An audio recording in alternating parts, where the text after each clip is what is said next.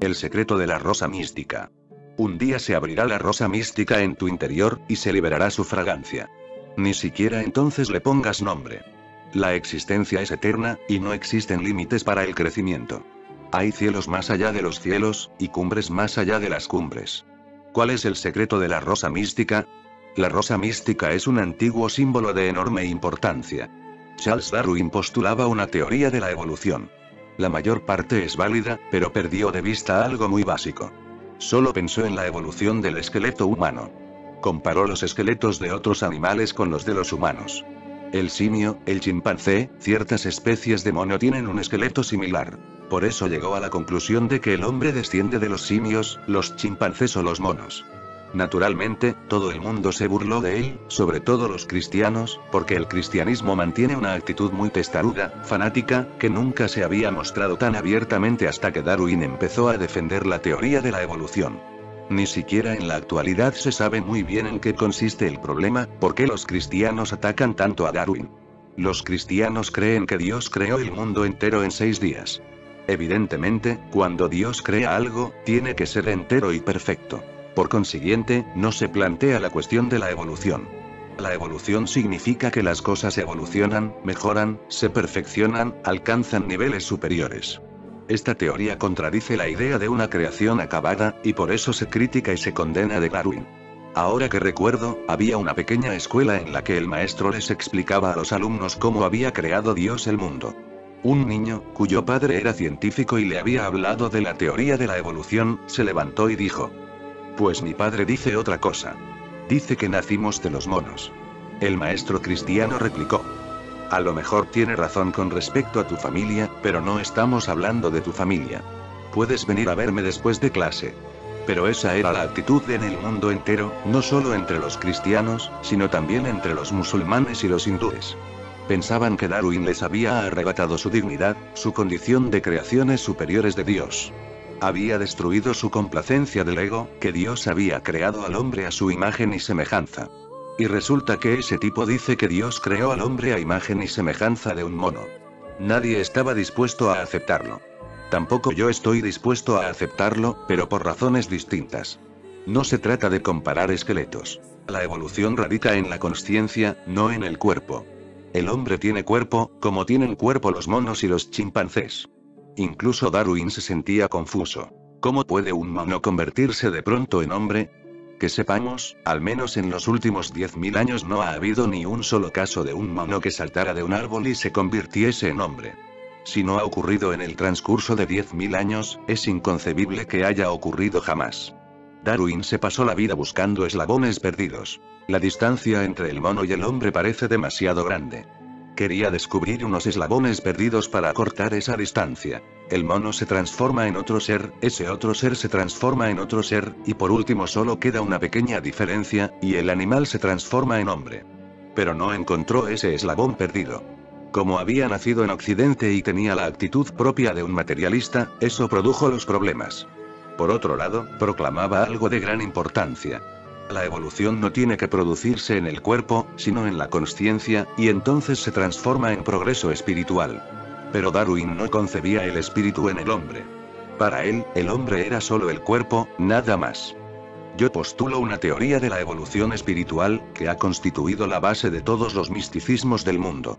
El hombre nace como una semilla. Aceptar la semilla como tu vida es el mayor error que se puede cometer. Millones de personas nacen como semillas, frescas, jóvenes, con un tremendo potencial para crecer, pero como aceptan la semilla como si fuera la vida, mueren como semillas muertas. En su vida no ocurre nada. El símbolo de la rosa mística consiste en que si el hombre se ocupa de la semilla con la que ha nacido, le proporciona la tierra adecuada, la atmósfera adecuada y las vibraciones adecuadas, avanza por el buen camino, en el que la semilla puede empezar a crecer, y la floración última adquiere el símbolo de la rosa mística. Cuando tu ser florece, abre todos sus pétalos y extiende su maravillosa fragancia.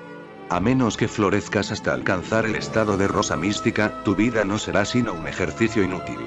Naciste innecesariamente, vives innecesariamente y morirás innecesariamente. Tu biografía entera puede reducirse a una sola palabra: innecesaria. Pero si puedes florecer y liberar lo que está oculto en tu interior, habrás cumplido el vehemente deseo de la existencia, habrás devuelto a la existencia la fragancia que estaba oculta en tu semilla. Habrás cumplido tu destino. Los místicos nunca han aceptado al hombre como el producto final. El hombre es solo un comienzo, y no se debería morir como un comienzo. Eso es feo, insulta y perjudica tu dignidad. El hombre debería lograr la realización absoluta, no solo para su propia satisfacción, sino para satisfacción del cosmos. Ese es el secreto de la rosa mística. Cierto que en algunas tradiciones la rosa mística se conoce como la rosa mágica. Ambas palabras son muy elocuentes. Desde luego, es algo mágico cuando ves en tu interior el florecer de la rosa, su belleza, su divinidad, tu verdad. Satyam, Shivam, Sundram. No das crédito a tus ojos, jamás te habías imaginado que hubiera tanto dentro de ti, que tuvieras un potencial tan valioso como ese, que tu interior fuera un tesoro inagotable, que no tuvieras que estar en deuda con la existencia para siempre. Puedes devolver a la existencia, multiplicado por 1.000.000, lo que la existencia te ha dado. Es un momento de intensa alegría, no solo para ti sino para el cosmos entero. La experiencia es tan misteriosa que no hay forma de desvelar el misterio. Puedes experimentarla, pero no explicarla. Ese es el significado de la palabra mística. Puedes vivirla, pero te deja casi sin habla. No puedes pronunciar una sola palabra que exprese algo de esa rosa, su belleza, su fragancia, su danza, su música, nada que pueda expresarse con una palabra. La palabra mágico también es muy elocuente. Cosas como esta solo ocurren en el mundo de la magia. Increíble, ves con tus propios ojos cosas que no deberían estar ocurriendo, pero que están ocurriendo.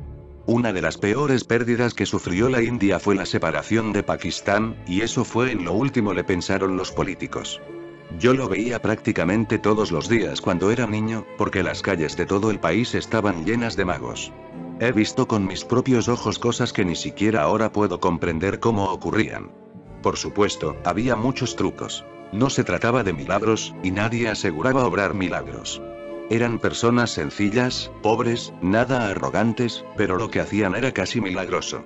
En mi infancia había magos colocar una planta de mango, de apenas 15 centímetros, cavaban un agujero delante de todo el mundo, metían la planta, la tapaban y después entonaban un galimatías que no había forma de entender. Fingían que existía cierta comunicación entre la planta oculta y ellos. Al destaparla, la planta de apenas 15 centímetros tenía mangos duros. Invitaban a la gente a que se acercara a comprobar que los mangos no estaban atados al tallo. La gente se acercaba y veía que eran frutos auténticos, que no estaban atados. El mago ofrecía los mangos a unas cuantas personas para que los probaran y constataran que no eran falsos ni ilusorios, y, cuando la gente los probaba, decía: no había probado un mango tan dulce en mi vida. Y a nadie se le ocurría decir que se había obrado un milagro. He visto a magos sacarse del estómago grandes bolas de acero. Eran tan grandes que les costaba trabajo sacárselas de la boca, se las tenía que sacar la gente, y tan pesadas que cuando las tiraban al suelo formaban un hoyo. El mago se sacaba una bola detrás de otra, cada cual más grande, era un truco, pero ¿cómo lo hacían? Y cuando lanzaban esas bolas, casi del tamaño de un balón de fútbol, cuando las lanzaban al aire y caían, hacían un hoyo enorme en el suelo. Decían a la gente: a ver, intentadlo. Y la gente lo intentaba, pero las bolas eran tan pesadas que costaba mucho trabajo recogerlas. Y todas las bolas, una docena o más, habían salido del estómago del mago. Medio desnudo de cintura para arriba, mostraba cómo la bola iba ascendiendo. Se veía cómo ascendía la bola, cómo se le atascaba en la garganta, y tenías la sensación de que podías tocar y notar aquella bola dentro de su cuerpo. Después, llevaba la bola hasta su boca, con gran dificultad, y entre gritos y lágrimas le pedía a la gente que lo ayudara a sacarla, porque él no era capaz. Se partían el pecho por ayudarlo, y el milagro consistía en que mientras la sacaban, la bola aumentaba de tamaño.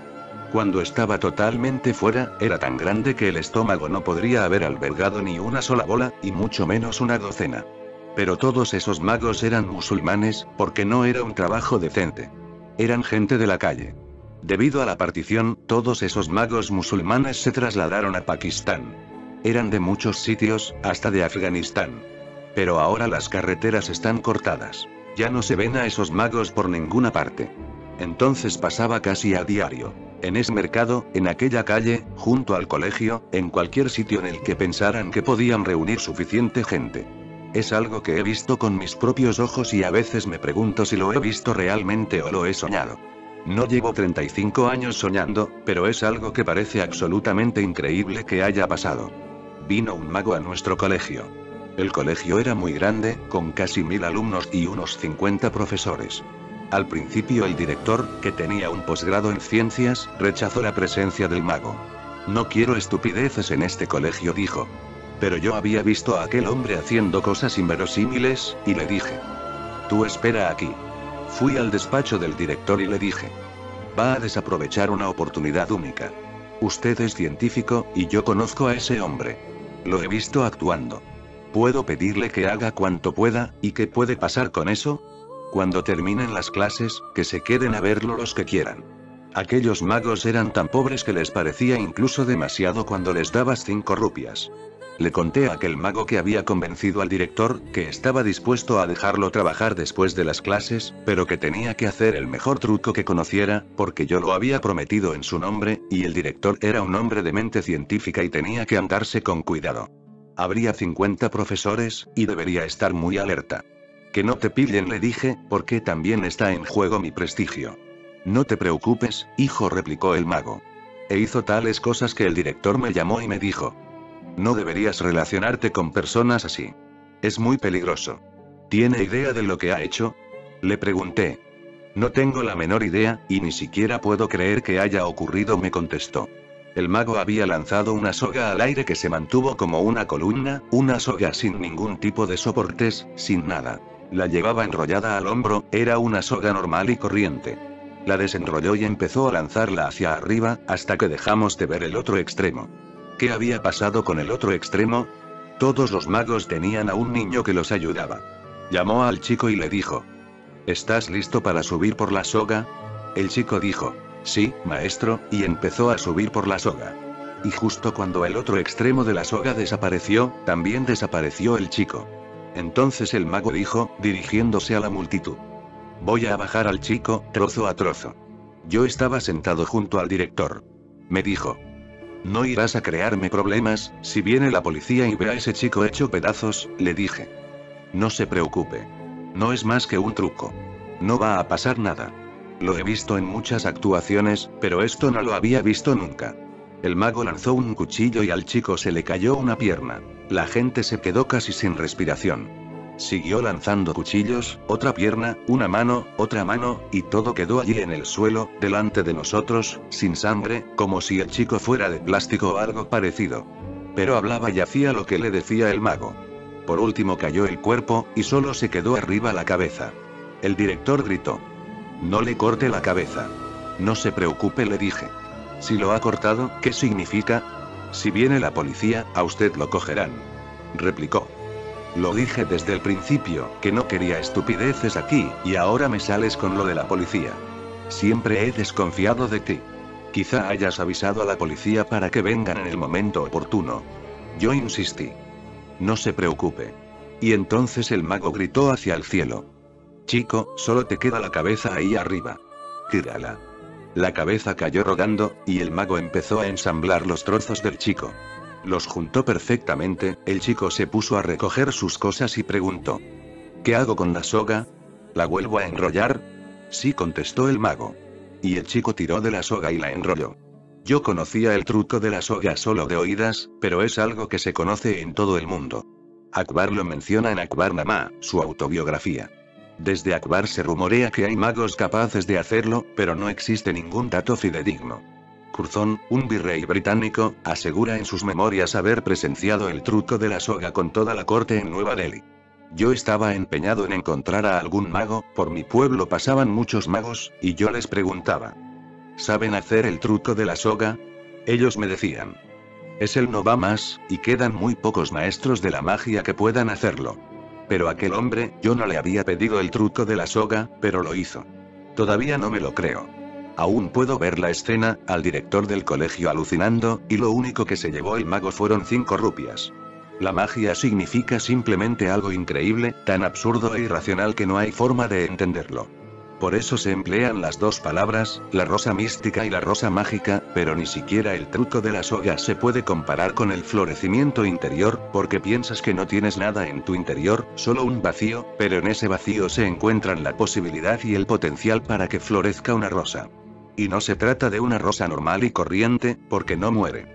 No es que se abra por la mañana, dance durante todo el día, cante, juegue con el viento, la lluvia y el sol y que por la noche se le caigan todos los pétalos y a la mañana siguiente no encuentres ni rastro de ella.